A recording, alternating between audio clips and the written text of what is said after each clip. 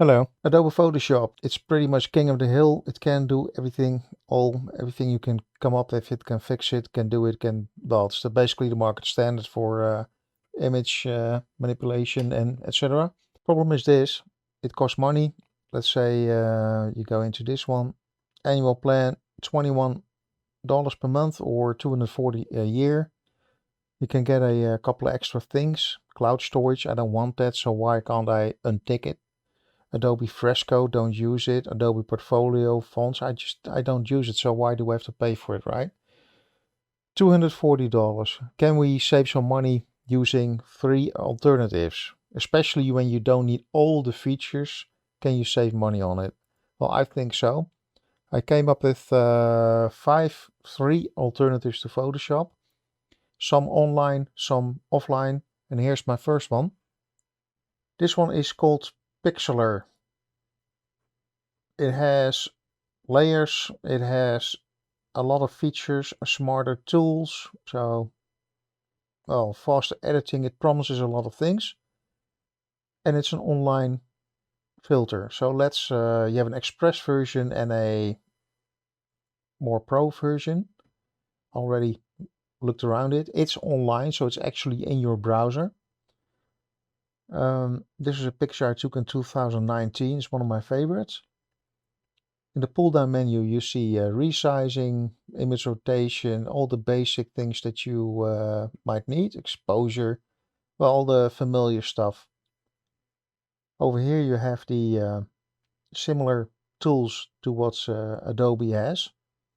But again, it is an online tool, so if you go into very large PSD files or very large images coming from a Sony a7R IV, or the D850 or the Fuji 100S, well, then probably you're gonna pay for Adobe anyway. But you know, it's I think it's unworkable to work online. So what's the alternative? Alternative is, for example, something like let's plop it in there, like Sumo Paint. Sumo Paint, a lot of things that might be interesting to you as a designer or a Photoshopper. Especially for Photoshop, you have all the basic features that you might want to have. When you go into the online version, open it up. What's pricing? Let me see. Oh yeah, you have the free version. We're gonna look at that one. The pro version, that's a downloadable version that I'm not gonna test. And educational for students, only $20 a month, a year. So let's open up the free version because that's what we are looking at. Again, in the menu, it has, not gonna open an image. Am I? Am I? Let's open this one. Shot with my D850. Then you see it needs to upload.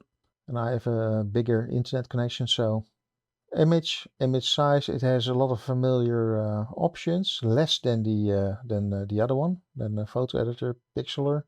But for basic photo editing, you can still do most of the things. If you're only using it for painting and that kind of stuff, making drawings online, and you need a free photo editor or free editor, this might be an option for you. I wish I could draw like that. I still draw like a 3-year-old. So you see a lot of familiar things and options. So that's an alternative. Paint.net is a downloadable version. It has been around for 17 years, I believe. 16, 17 years. It's about perfect, yeah. 10 years ago. Impressive. Yeah, 14 years ago. But still, I don't want to diss the software because it's been around a long time. It's free. You know, you don't need a high-end PC to run this software. That's another interesting thing. So you can do all the basic things that you want to do. If you want to download it, there are two versions. A paid version, that's a one-time fee to the developers, basically to say thank you, so that's something to consider. The other one is the free version. You get something like this. This is Paint.net 4.215, so the latest one.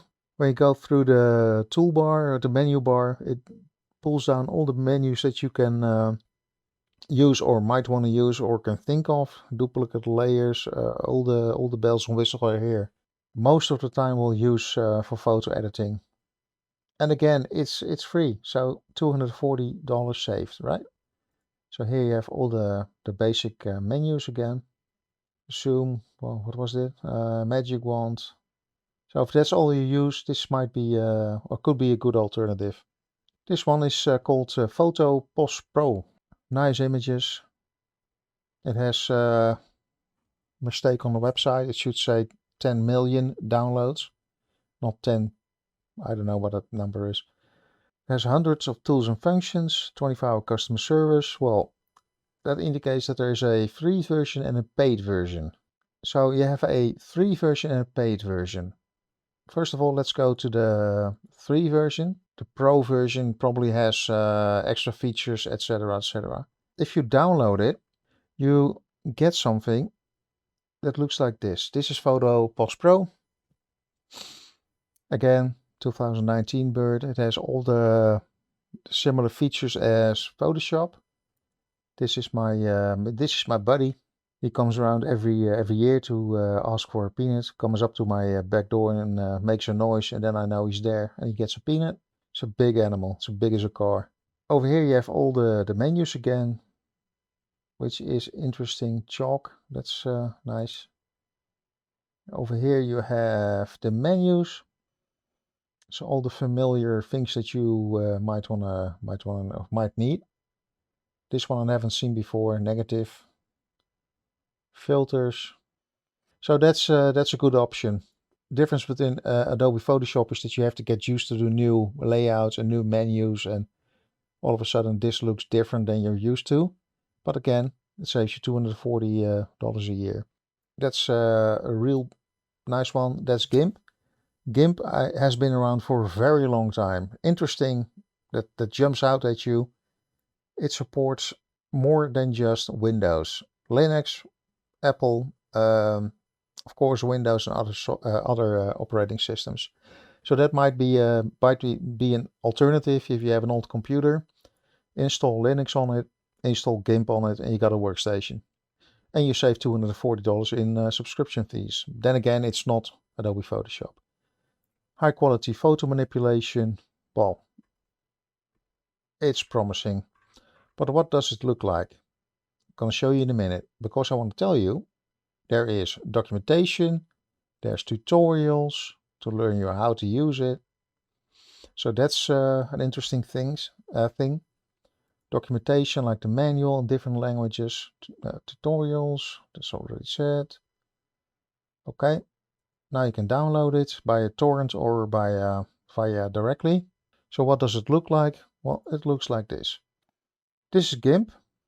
Again, same image, you know.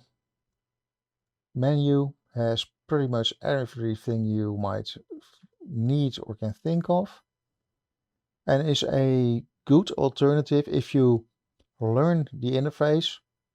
It is, to be honest, I do think this is one of the better alternatives to Photoshop. It does have all the features and tools that you can, it's all there. The menu thing, this is something that's interesting. I wish Adobe would take that on. Yeah, that's really, yeah, so this is GIMP. Let me know what you think, if you know more alternatives to Adobe Photoshop in the comments.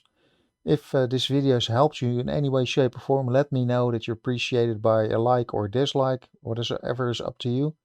I prefer a like and a comment. So there you go. And I'll start to work on the next video. Thank you so far. Thank you. Bye bye.